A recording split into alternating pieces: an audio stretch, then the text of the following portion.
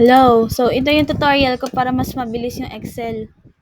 Una, ilalagay niyo yung file na isasend ko sa inyo. Tapos, magpo-prompt kayo. Isasend ko na lang din siguro. Basta, dapat yung pagka-prompt nyo, ganito magiging kalabasan. Ngayon, next naman, after lumabas na lahat ng ganito na naka-assign sa inyo na list ng section na hanapan nyo. For example, ito si Soriano. Ay, wala palang number. So, for example, si Carulo. Ayan. Kakopy-paste nyo yan. Wait lang. Ayan. Kakopy nyo. Tapos, hanapin nyo sa list kung pang ilang number siya. So, for example, ito si Carulo. 13 yung random generator niya, pero number 5 siya. Tapos, hanapin nyo yun sa section.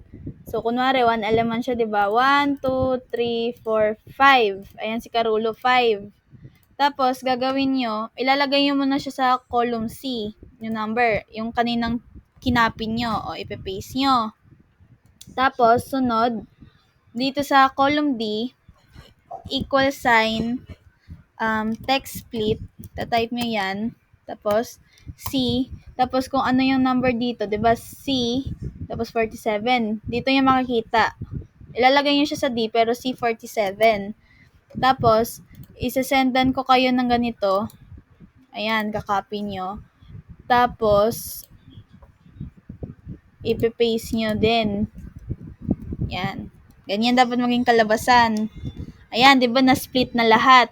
Ngayon, pipindutin nyo to, D47. Laging AM yung dulo, yung letter. AM, dito. Ayan, AM, gayahin nyo na lang. 47, tapos enter. Tapos, control C nyo. Tapos, punta kayo sa pinakababa. Ayan, basta wag nyo lang siya ilagay sa 121. Lagay nyo sa 122 or 120. Basta kahit saan, wag lang 121. Tapos, i-click nyo, i-control V nyo. Ay, shit, mali. Wait. Okay, ulit.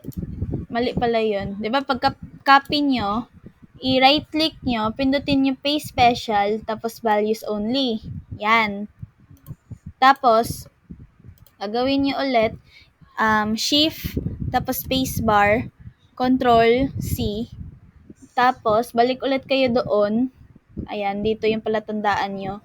Tapos, pindutin nyo yung D, tapos right click, paste special. Ayan, tapos na. Pag nawala na yung text split dito na nakikita nyo, goods na yon. Tapos, papalitan nyo to kung anong gender nung sa inyo. So, kunwari siya is female, edi yan lang, female. Tapos, pag ganito, bawal siya ganyan. Dapat magkakaparehong nandito sa left side. Pag ganito nangyari, huwag nyo i-type. Gagawin nyo, copy nyo yung kabila.